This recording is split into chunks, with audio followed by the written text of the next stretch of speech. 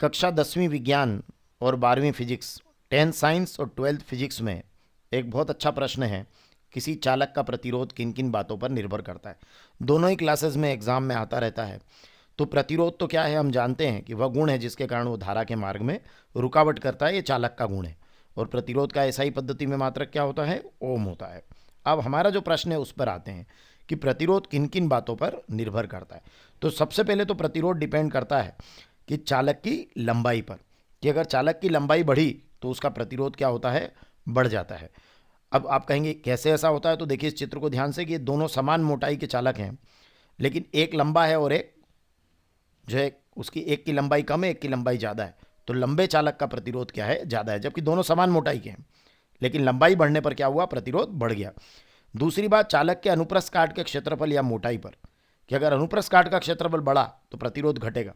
जैसे मान लीजिए यहाँ देखिए कि ये दो एक जैसी लंबाई के तार हैं, लेकिन एक मोटा है एक पतला है।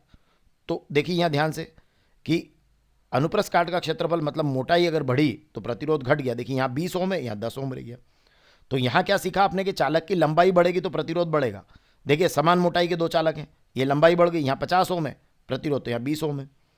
मतलब लंबाई बढ़ी तो क्या हुआ, प्रतिरोध बढ़ा, चाहे मोटाई समान थी।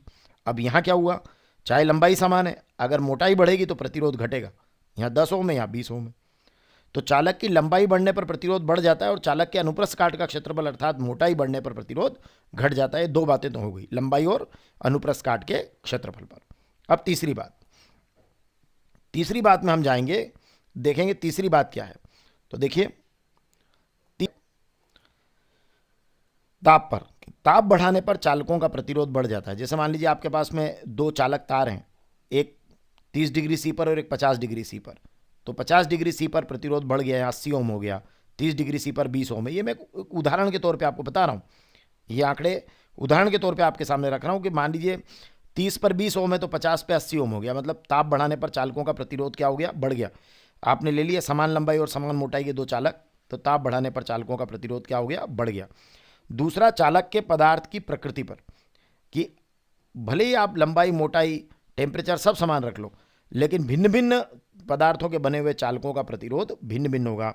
जैसे मान लीजिए पदार्थ ए है, समान लंबाई मोटाई समान ताप रख लिया, लेकिन इसका प्रतिरोध 20 ओम है, इसका प्रतिरोध 10 ओम है। मतलब ये हुआ कि जो है वो पदार्थ की प्रकृति पर निर्भर करेगा।